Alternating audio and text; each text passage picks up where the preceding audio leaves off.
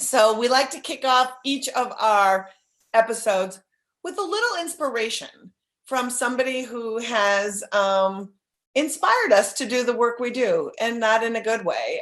Today we are going to be hitting some quick hits, and we're going to really be covering what the anti-abortion movement looks like, how it intersects with movements and issues that you might be working on, and also how terrifyingly influential they are legislatively. So without further ado, I think it's important to kick off your Saturday morning with the leader of formerly Operation Rescue, not Operation Save America, the one and only Reverend Pastor Rusty Thomas.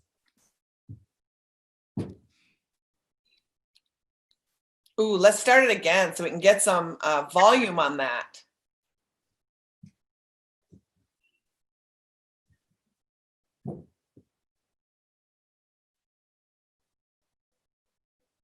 Oh, we're here. We're just going to get some volume on Rusty. We have... Be marginalized. Good godly men, they're not invited to the party in the United States of America. They're going to be ignored. They're going to be dismissed. They're going to be marginalized and considered fringe in that nation. And while the true men are marginalized, what replaces it? Well, the culmination, now look at your generation now, look at your generation. Children will be their oppressors. So whenever a nation exchanges patriarchy for feminism, you are going deeper and deeper into the curse of God upon your nation. How about consciously and deliberately train young men to be leaders a time like this demands? Because if that's God's solution, then how about we prepare for this? Do you know who's fueling the Black Lives Matter? Listen, white, progressive, Marxist young women. Women will rule over you. When it comes to this abortion holocaust, one of my main prayers is, oh God, turn the hearts of the fathers back to their children. And by the way, this is unpopular. I know it, because we want to pretend abortion is a woman's issue. It is not a woman's issue. It is a man's issue. Pray tell, why is that so? Because the one that God has ordained to protect and provide for women and children are men. Do you understand what abortion does to manhood? Do you understand what abortion does to manhood? It is practically a castratrix. You have an abortion, and it's kind of like in It's a Wonderful Life. Every time a woman has an abortion, an angel gets castrated. I think that's what happens. An angel loses his nads. Well, for sure, a member of Operation Save America is castrated. Every time, every single time. So, hi everybody. Welcome to the world we live in, to the Rusty Thomas Hour. I'm Liz Winstead, again with your incredible host who I introduced earlier, Moji Alawodel. Hey. Brie Khan. We are the Abortion Access Force podcast, Feminist Sleeper Cell. If you don't listen to us, we have a weekly podcast where we just break down the garbage news in abortion, in reproductive rights, health, and justice. And we also sometimes bring good news. So that's really good. So Rusty Thomas, always good to open. I really want people to hear, and it sets us up nicely because he hit so many intersections right there, right? He hit abortion, he hit BLM, he hit, misogyny, he hit a couple the Holocaust. Yes. I mean, he hit misogyny real hard. He just went in. He's like, these women, they're coming for you. Yeah, he does.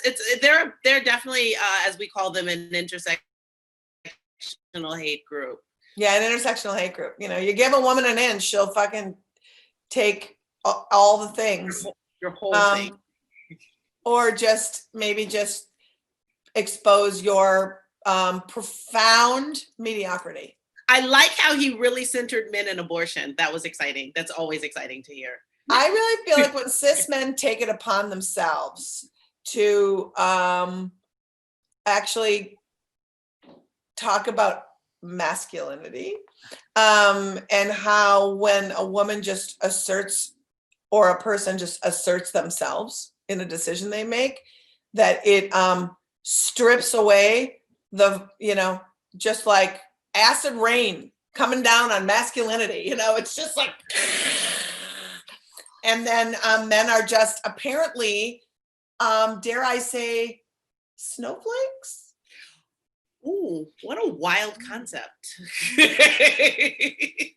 For the amount of time that we're called snowflakes for trying to call out hypocrisy or cruelty, or call in people who might actually hear if you actually talk to them about it, they seem to have their, what are those things called? Hackles up about it, and get very defensive in their own skin. I feel like they're not comfortable in their own skin. And the details with which they have of everything that they can't stand, I just can't get over it. They seem to be experts at stuff that that I thought I was smart about, like being a woman. They seem to know.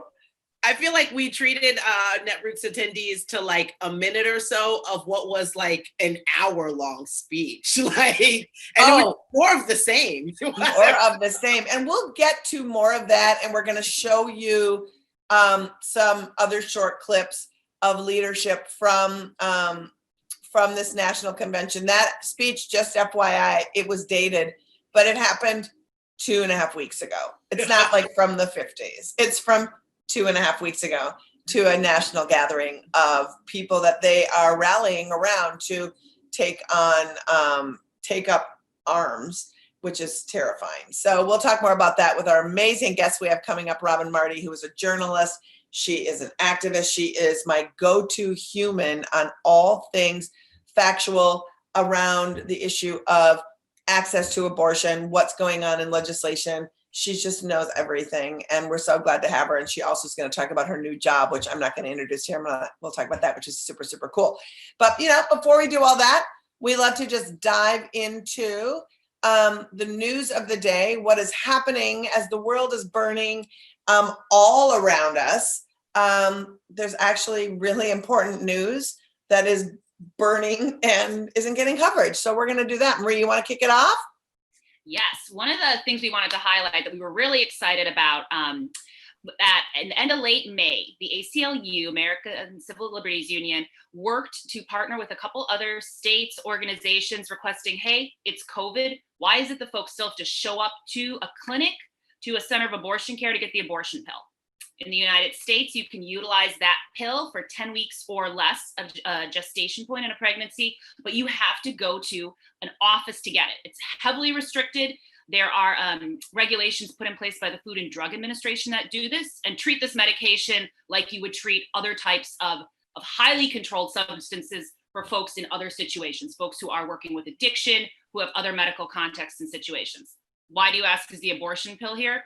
Because of politics, because of people blocking access to reproductive care.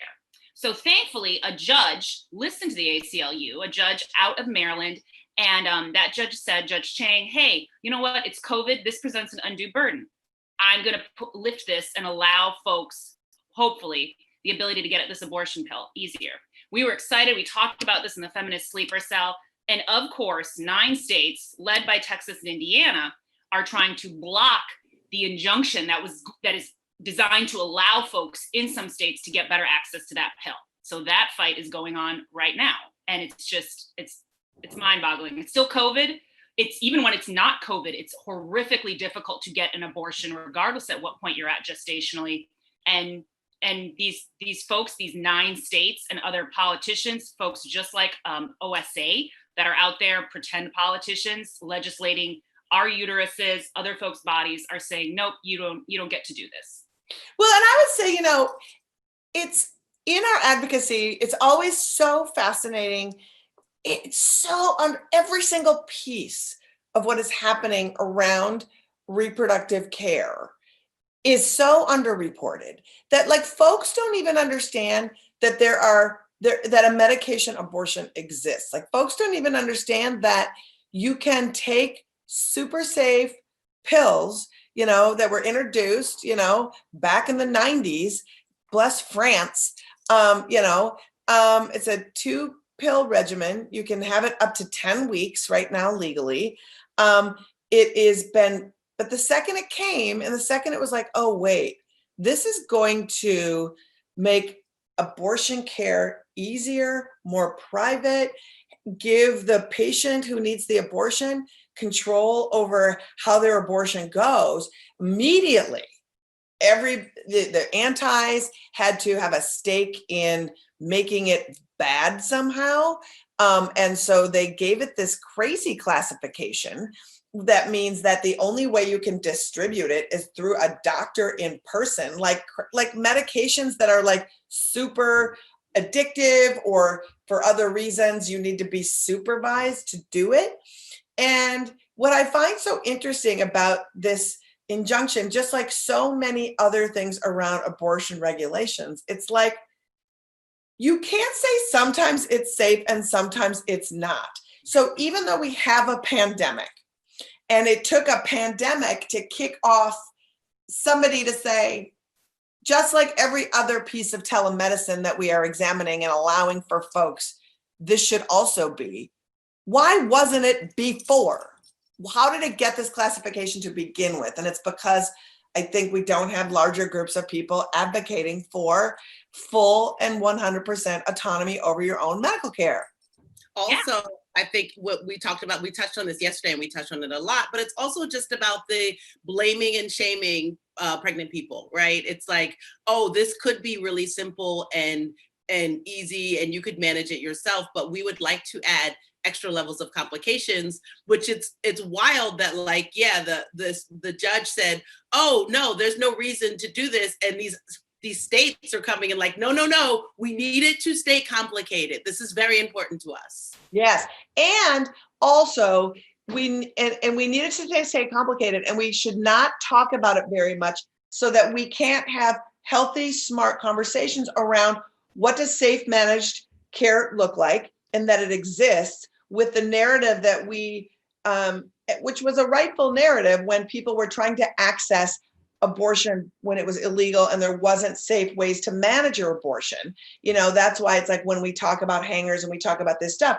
you don't want to be muddying up the waters of what self-managed abortion is versus what unsafe abortion without information because people were desperate and still often are in inaccessible places.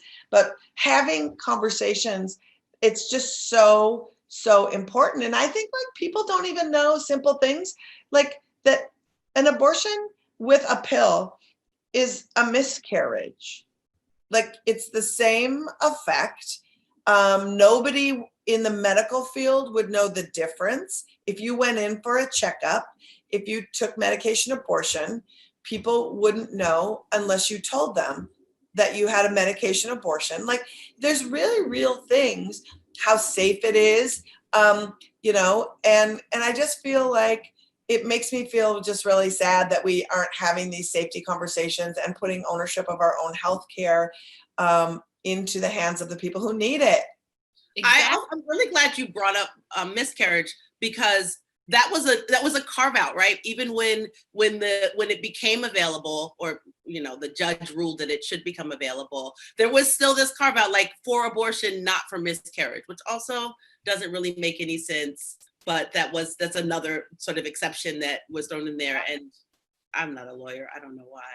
And another interesting part of this too, if anyone's wondering, well, wait, like how do we change FDA policy?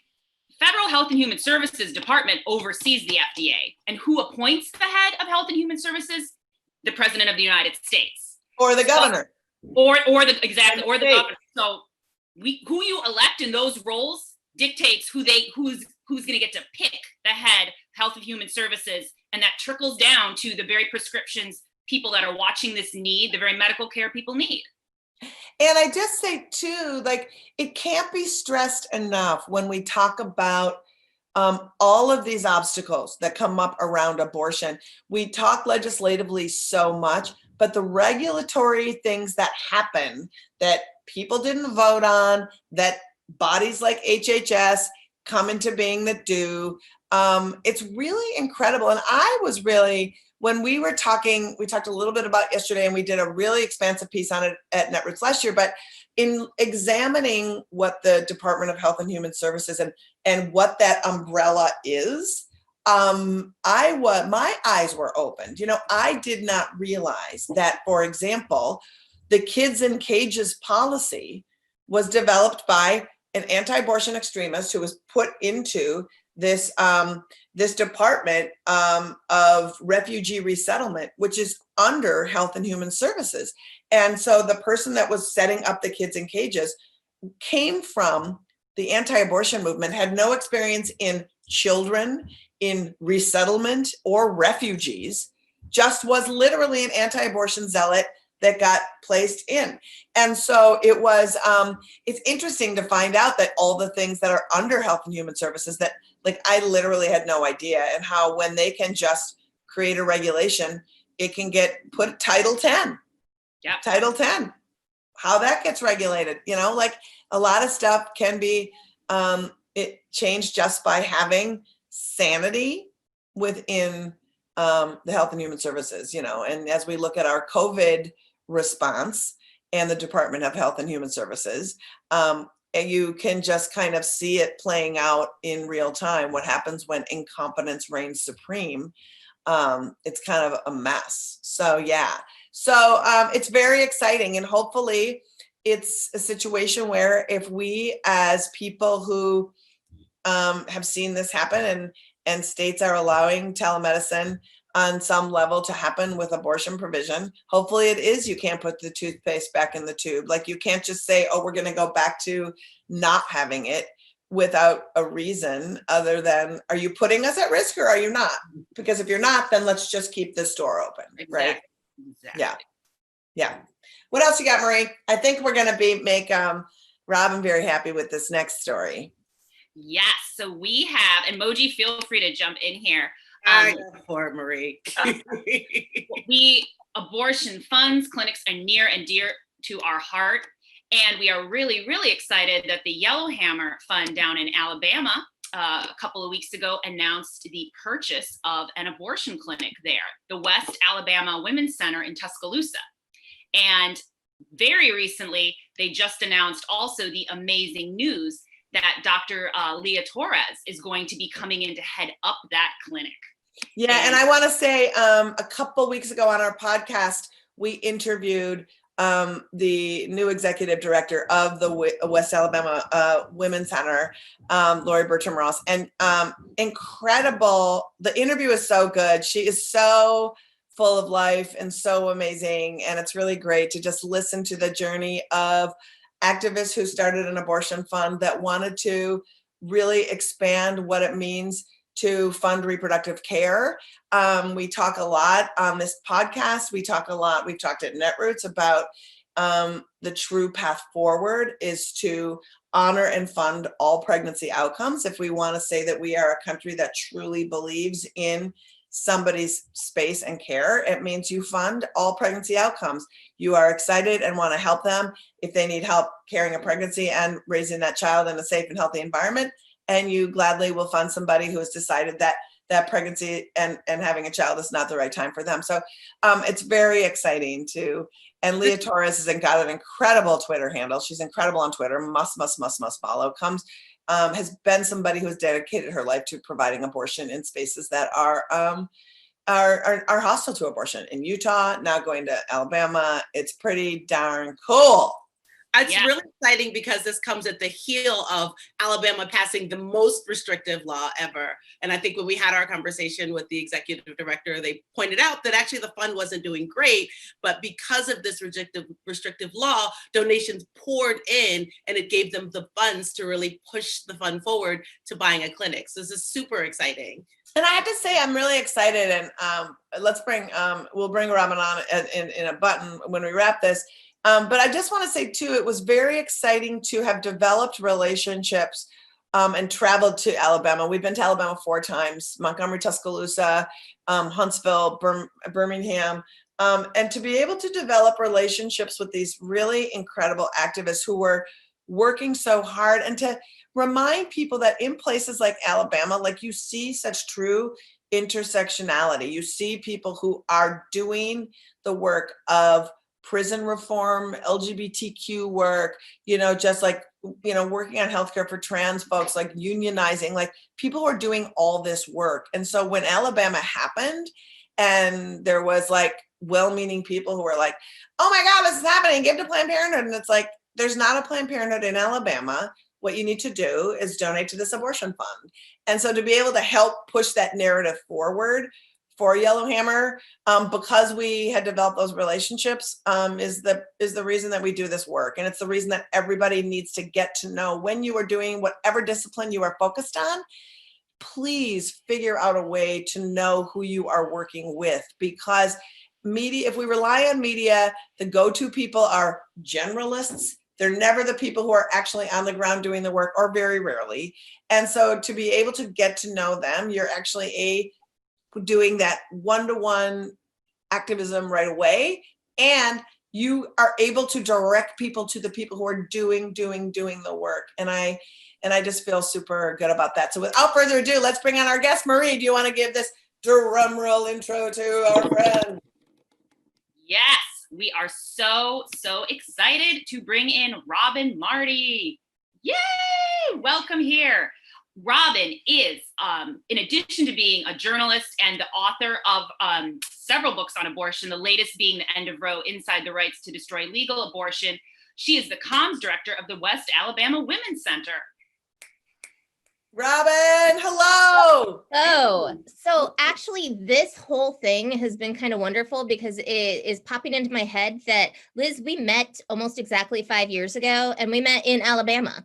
Yes. Because you were down, and it was when Rusty and Operation Save America had decided that they were going to come try and see if they could shut down all the clinics in Alabama with their terror and their prayer and everything there. And so, like, I still have these wonderful pictures of Liz in front of the powerhouse in Montgomery, Alabama, just chilling out and basically giving the finger to all these anti-abortion activists. And that was how we met. And so it's a little bit lovely right now to see us all like coming back full circle, talking about Alabama, sitting here 5 years later, and how much everything has changed for everybody, and in a lot of ways for the country since then. Yeah, for sure. And it was, to me, it was like that particular trip was, we went to Mississippi and then we went to Alabama, and we had a good chunk of time to spend with people on the ground. And, it was super rewarding to be able to bring food to the folks at the powerhouse, which was next door to the clinic in Montgomery, while they were doing their work and organizing,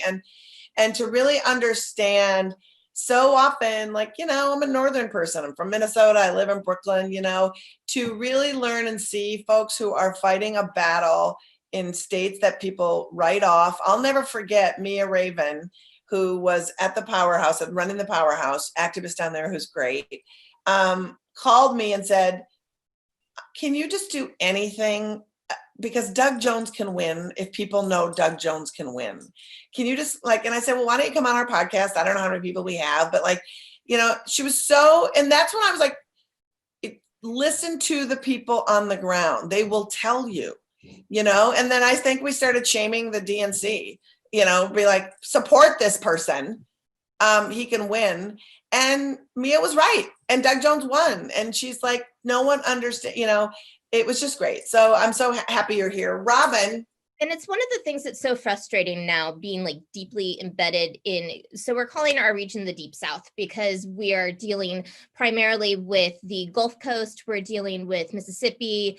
Yellowhammer over the last year has really like reached out across doing the work in Mississippi, Louisiana in general, especially because clinics had been struggling so much with everything that was going on with June v. Gee, and then over into the Florida Panhandle, where they're really isn't any care until you get all the way over to the east side, except for one really bad clinic that we try not to send people to, because yes, we have standards.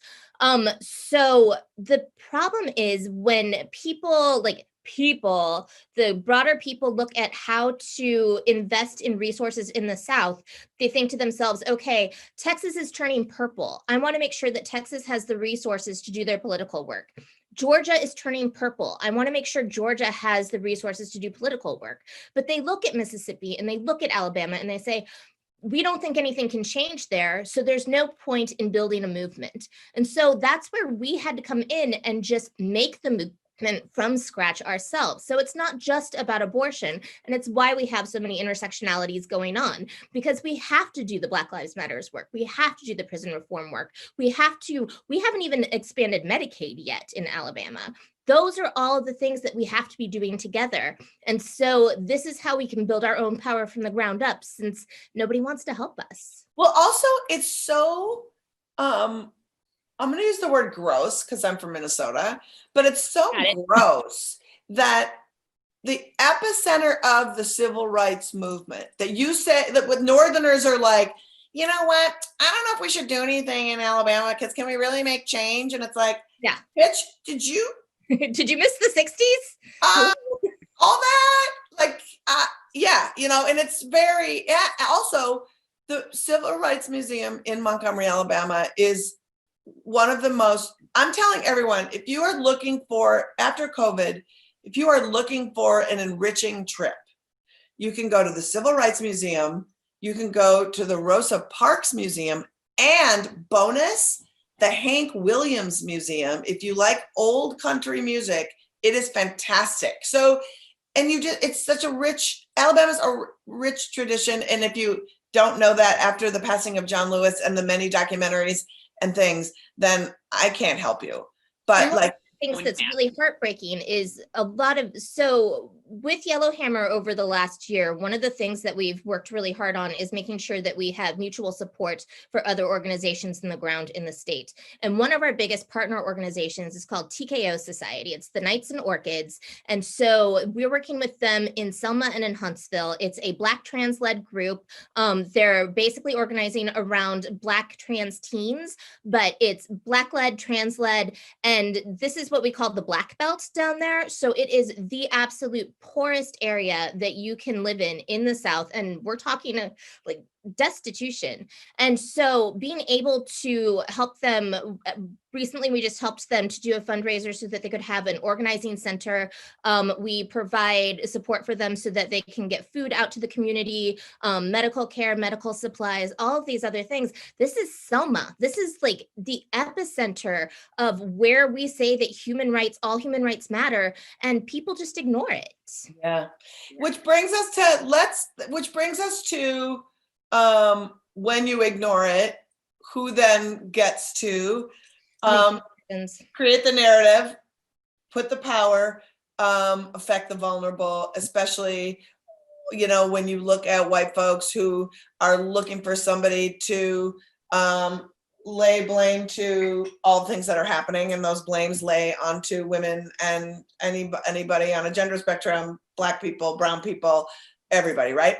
So takes us to why I will never stop sort of trying to get progressives into a room to talk about organizations that lead with anti-abortion extremism, but also are influencing so much of the policy around anti-trans work, anti-LGBTQ work, the COVID hoax bullshit.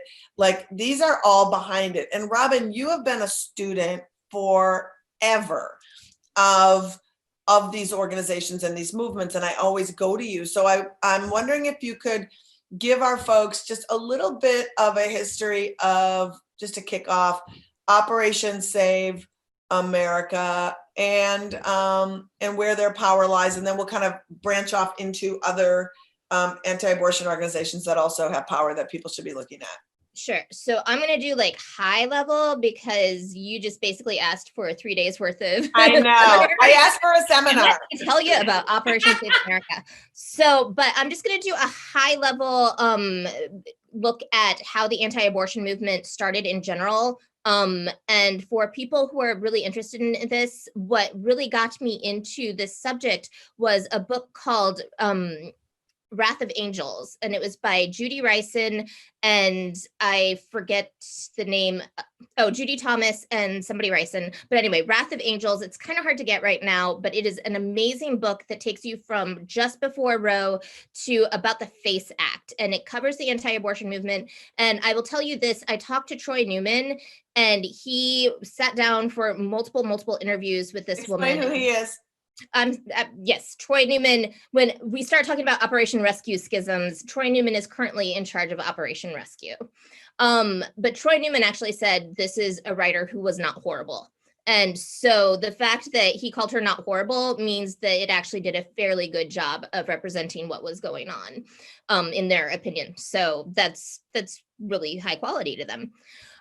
So when the anti-abortion movement started, and it started before Roe v. Wade, obviously, because as abortion started to become something that people wanted to make legal, the church groups, primarily the Catholic Church, were already organizing, and especially organizing in states to make sure that that didn't happen.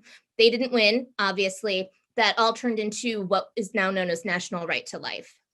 National Right to Life was brought in from the Catholic Church, and it's the overall organization that allowed people to organize in their local churches.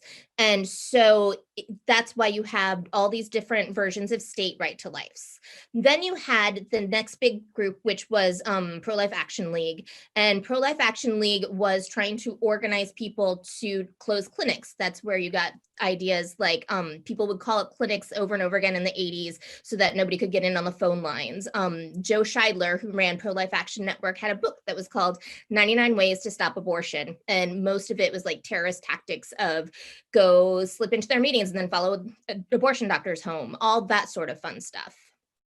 Joe Scheidler in the late 80s had a man named John Ryan come to one of his conferences, and John Ryan said, you know, I'm in Missouri in St. Louis, and I've been sitting in front of abortion clinics and blocking the way to get into abortion clinics. This is something that we should do.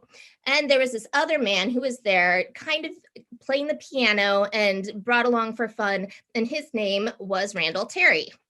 Oh, God. And Terry said, hey, this sounds like a really great idea. Maybe more of us should do this. And hence Operation Rescue was born. So Operation Rescue was born in the late 80s with Randall Terry and became a nationwide organization. There was Operation Rescue West, Operation Rescue East, Operation Rescue North, South, Texas, etc. And everybody all kind of coordinated together with Pro-Life Action Network, who also had all of these state organizations. And it became known as the Pro-Life Action League. The Pro-Life Action League is Joe Scheidler. It became known as the Pro-Life Action Network. That is what ended up getting sued by the National Organization of Women and abortion clinics across the country because they were in a RICO lawsuit where they said, obviously, these places are collaborating together across multiple states to try and close down clinics. You got the rescue movement, you got people chaining themselves to doors. When this lawsuit happened, basically Operation Rescue broke up. Everybody had to break up and go into their own organizations and say that they weren't talking to each other because that was how they were breaking up the RICO suit so that nobody could sue them. So you have Operation Rescue with Randall Terry, who got progressively more and more woe. And all of these other little Operation Rescue groups ended up saying that they were no longer Operation Rescue, and they announced themselves as new groups like Survivors of the Abortion Holocaust down in California, or Abolish Human Abortion. Yeah, they kind of spun out of it, but they're not entirely. But eventually what you ended up with was Operation Rescue West, Operation Rescue National, and that was what was run by our good friend Flip Benham. Flip ended up getting into, basically everybody got into a fight. Troy Newman decided that he wanted to have the name Operation Rescue, so he stole the name Operation Rescue. Everybody got mad. Operation Rescue National turned into Operation Save America, and that's how you got Operation Save America, who then birthed all these little anti-abortion babies, and they became Abolish Human Abortion. So that was the big upper level. That's amazing. Yeah, That's it's good. like, If you've ever seen the GIF of the guy with the Post-it notes and the lines everywhere, that's basically anti-abortion history. And so I like someday when I have a house that's not tiny house, I'm going to actually have a wall where I get to trace everybody, and it's going to be glorious. And also, I wanted to just tap Robin also briefly into that these organizations, especially Operation Save America, also are really tipping their toes into a lot of other hate mongering lanes. And I'd love for you to talk a little bit about the Islamophobia that they focus on, how they have been horrible in the LGBTQ community. And we have a clip talking from Matt Truella in a minute that will roll in to talk about this militia COVID shit that they're involved in as well. Yeah, so when Operation Rescue became Operation National, which is when Flip Benham took over, they eventually started to change their name into Operation Save America because they were branching out from just abortion. This was the late 90s, early 2000s, and their biggest thing that they got into was they were really, they hated the gays, and so they really hated Disney. Disney was like this huge, Disney's super bad. Like Ellen, Disney's all sexy time, all loving the gay time. Really? Yeah, but also there flamboyant tea kettles running around. Like what? They started giving benefits to gay partners. Oh, yes. So it turned into this huge thing. So that's where Operation Save America, as it was Operation National, like really got into the headlines because they started picketing Disney World. And then there was this like weird, I'll explain why I know this. There was this weird thing that went on for a while where Disney was doing hometown parades where they would pick these small towns across the United States and they would host like the Disney style parade that happens at Disney World through their town. And so Operation Rescue would organize against this in order to like they would jump into the parades and have these, you are all homosexuals who are going to hell. Like they would jump into these and they would organize them. And the man who was helping to organize them, and I'm blanking on his name, and I swear I'm going to send out a link as soon as this is over, but you can find this all in a Mother Jones article and look up the Equity Forward. Look up the Equity Forward woman who I'm blanking on right now. Mary Alice Newman. Carter. No, Mary Alice.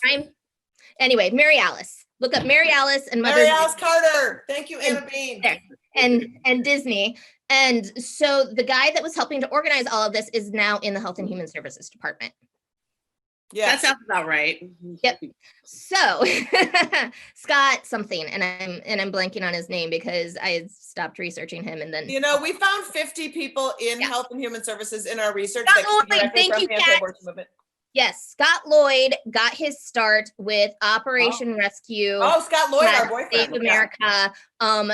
Basically organizing anti-Disney parades or organizing anti-GLBT stuff into Disney parades in Wisconsin in the late 90s, early 2000s. He got arrested at Disney all the time. It's really weird.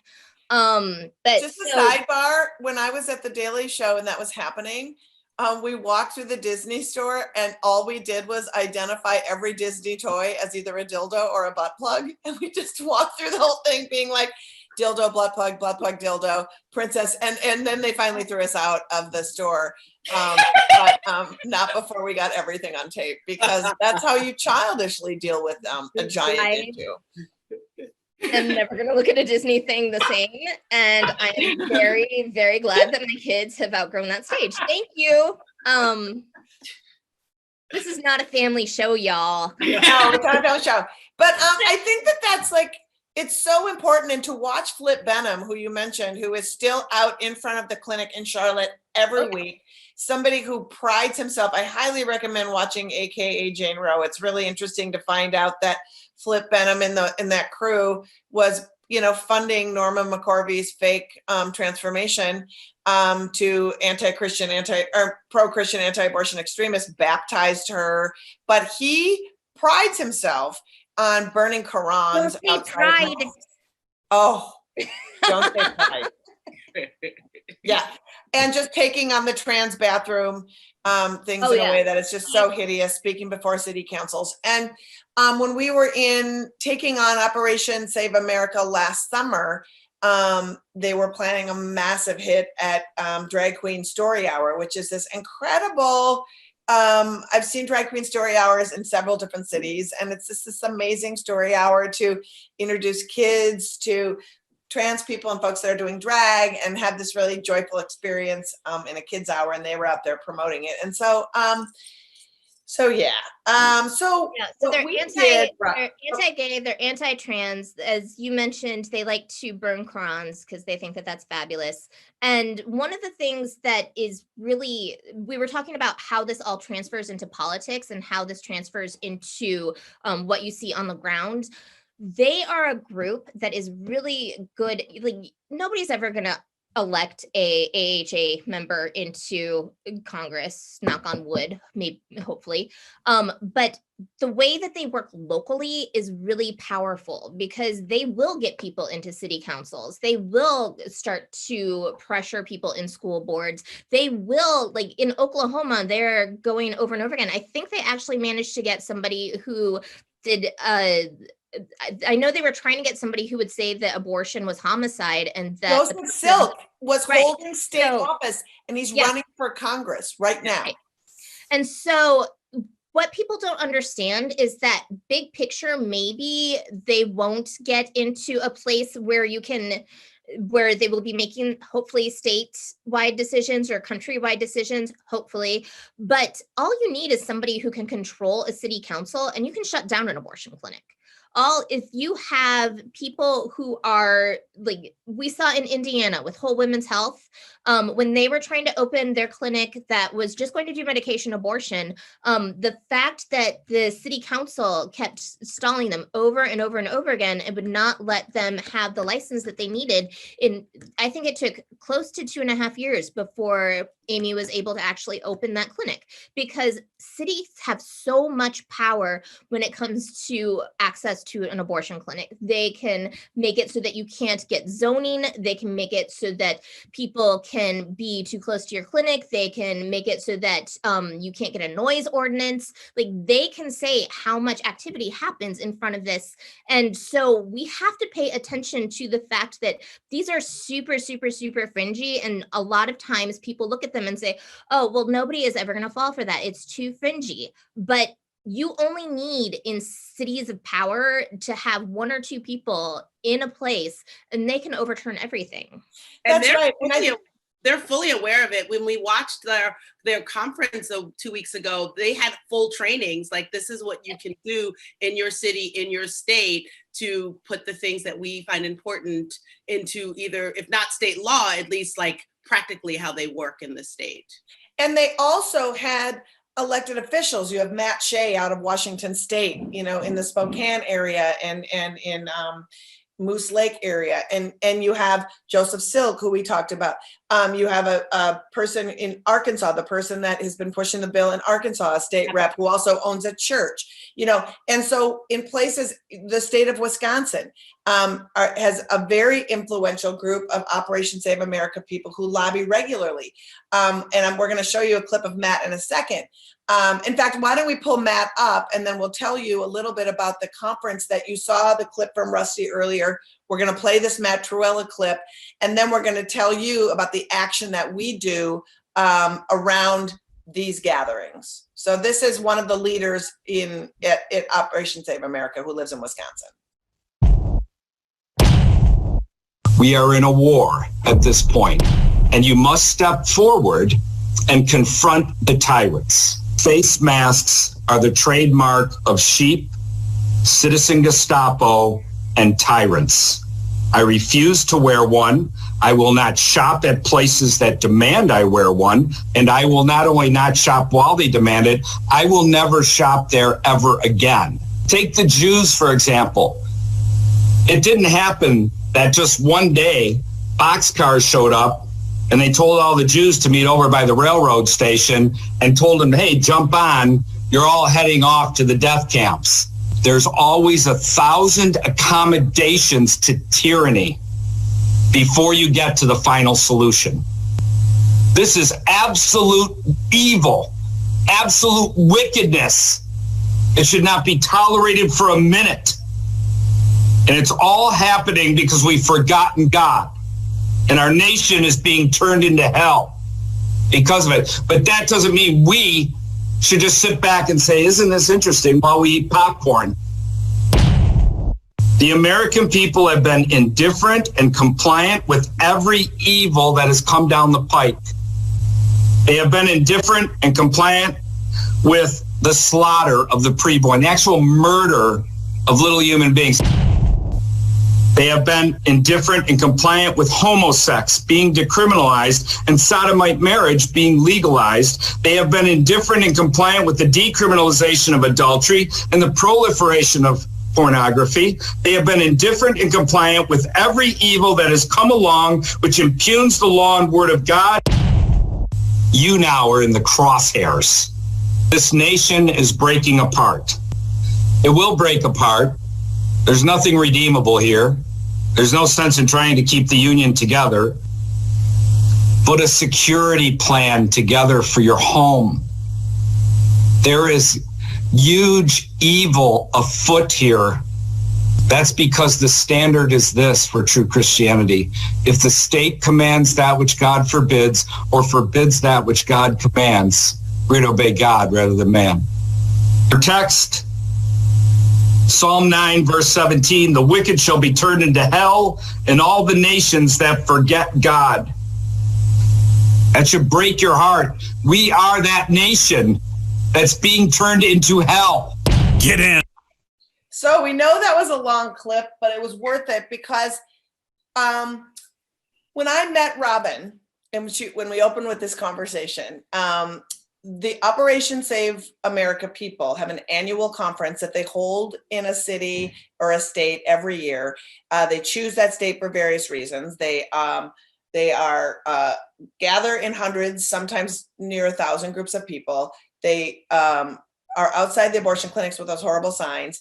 They go to the seat of state government with and having a massive rally and service talking about their doctrine of lesser magistrates, which means if laws are made that go against what they believe the laws of God are, that they have permission to disobey those laws, i.e. Roe v. Wade, i.e. protecting abortion providers, i.e. giving them permission for violence. They are invited and have been invited. Last year when we went to counter protest them in Wisconsin, we followed them to Madison. They were invited to lobby state legislators and state senators in Alabama, in Mississippi, in Oklahoma, in Indiana. And those are just the states that I'm remembering right now where I have been to counter them, Kentucky as well. They have been invited to lobby. They are helping craft legislation. They are not on the sidelines. They are very much in it, and you don't know them. And so it's super important for us. We have twice now gone in person, brought part of our funding, and part of what we do is to bring people and help pay for them to come and counter them, not outside of the clinics, because that's just immeasurably hard for the clinics and for patients to understand the cacophony, but because they spend a week in a town in public parks at the state capitals, we go and do this. And it's been very rewarding. So we want to grow that when we are post-COVID, but this year they did it all online. And what was fascinating, both of the clips you saw are from their gathering that was at the end of July. And the thing that we really want you to join with us, go to it's osaunmasked.com or operationsaveamerica.com because they forgot to renew their domain name and we bought it. Whoops. But to go and to have entry into their seminars and their meetings was something that was a first time for us. I know Robin has been in as a journalist and has been invited to hear some of it, but we're usually outside protesting. So be able to really learn and understand what they stand for, how they organize, and what they're doing was eye-opening. And we have many clips on the website, many things that you can do, but we'd love for you to, it's an ongoing website that was sort of bore out of that action, but we realize that it's a good home for people to go and learn as they say things and do things and make their plans. We are able to go there and say, we have an action planned. Do you want to find out more in your community and bring people together, because they are influencing your world and it's real. So yeah, so that's what we do. And then we met Robin, and we've met a lot of activists that way, and really helping people on the ground when these people are in their space and being able to say, we can support you, is crucial in this. If we are not working together, they are winning. I'm gonna be that person, and I'm gonna plug myself for a second. Yes, please. Not in a Disney sort of way, but thank you. So I wrote a book at one point. It's called Handbook for Post-Row America, and it came out, God, I don't know, a year ago, 2 years ago? 18 months to be specific. What? 18 months to be specific. Okay, so it feels like it came out 2 or 3 years ago. Yeah. But it is actually, I'm in the process literally at this moment of rewriting it, because in just those 18 months or 2 years it was that I wrote the last draft, everything has, whoo.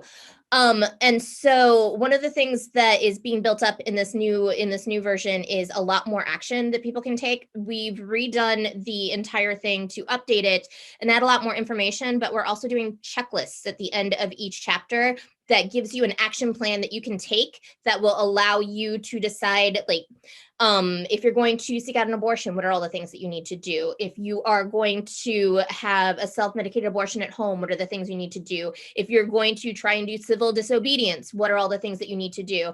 And one of the chapter lists, that the end of chapter lists, is how to counter protest a protest, because it is very important that you do not counter protesters at an abortion clinic. Absolutely not, because to a patient, every person in front of a clinic is somebody who is trying to scare them away from getting care. They don't care if you're supportive, if you're not supportive, unless you have been invited by a clinic to help a person get into that clinic. Stay away from there. But there are so many places that you can go and not actually impede somebody's right to care. For example, just throwing this out here, but at this literal minute, probably, there is a protest happening right in front of our wonderful clinic at West Alabama Women's Center. We asked everybody to stay away because they are holding a press conference and they just do their thing. We're letting them do their thing there, but they are also having a prayer picnic later at a park. And we told people that if they wanted to go over there and do something, that's a great place to go do something. The local state senator from Tuscaloosa, which is where the clinic is at the clinic as part of the press conference. Don't protest the press conference, but you know, he happens to have a church. If people felt like they needed to go to his church and tell him that he shouldn't be interfering with people's decisions, there's nothing wrong with that. So that's a big action we promote. Yes. Although not right now, because social distancing, unless you can figure out how to do it socially distant. Yep. But when the book comes out, and it's coming out on March 2nd, when it comes back again, it's the all new handbook for post-war America or something like that. You'll know it because it's blue instead of red. Otherwise, same thing. When that book comes out, it will have lots of ways that people can, and it actually features the Abortion Access Front and Abortion Access Force to make sure that people know that this is a place where you can go in order to get all sorts of tips. And Michelle and Kristen helped me come up with things that you need to know in order to be safe when you're protesting a protest. So awesome. Thank you to your people. That is awesome. So we are going to quickly wrap up. There's one question that I'm going to answer and then just and do that. And then we have to wrap up because we only have 7 minutes left. But Victoria is asked, what anti-abortion groups across the US are quietly emerging? I think what we'll do, Victoria, is put in the comments some of those organizations so you can find out about them and find out where they are and how you can do to squash them. Also, if you want to literally email, sign up for our email list. We are always having actions and always helping find ways. I don't know where you live, but we can connect you with folks on the ground who are doing that work And that's one thing that's really good about us, is that we can be connectors so that we can help uplift the people doing the work on the ground, because that's what we love to do. So that is for you to know that. And then Cynthia asks, what about DNA tracking to hold the men who impregnated the women accountable? That seems like a slippery slope around people's civil liberties. So I would say, let's not track anyone's DNA, but let's just make sure that men understand, cis men who want to drop their seed into another person, you have just given up the right to that 9/10 of the law. Don't put your junk in my yard, because then it's mine. That is what I'm saying in all of that. I think it's pretty straightforward. You know what? What are you going to do? It's mine now. I get to do what I want with it. You put it into my body. It's my body. Whatever happens to it. Sorry. I'm so sorry. So sorry. So that is what I have to say about that. Thank you for the questions. Thank you so much. We like to close out our show with a really fun segment, and Robin's going to stay on because she loves this segment. We close out every one of our podcasts and every one of our Netroots with a little segment we call 6 Degrees of Abortion, very much like the Kevin Bacon game. But what happens is Marie and Moji pick a news story unrelated to abortion, and then I have 6 chances to try to tie it to abortion. But I have my friend Robin here, and we're going to work on this together when we hear the news story. So, Marie, Moji, what is the story you're going to try to stump us with? So, this seemed like such a good idea when Marie and I were discussing it yesterday, but now... This morning at like 1 a.m. 1 a.m. Let's be real. Actually, as I was like putting it together, I was like, oh, this is shockingly easy. And the both of you together, I'm just embarrassed that we didn't bring something a little harder. But here we go. A week or so ago, the president of the United States told a Fox Business host that he is going to follow a conspiracy theory about what is going on with US UFOs. And so it's been reported that the Pentagon is forming a UFO task force headed by Secretary of Defense David Norquist, and it will be announced soon. So yeah, I would like you guys in 6 degrees or less to die. Robin, you can do one and then I'll do one. Let's see where we both go to it. To abortion. I was going to go first with alien probes.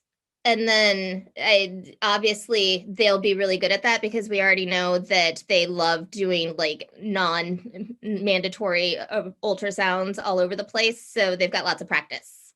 Amazing. I'm going to go with, because we have one and a half minutes left.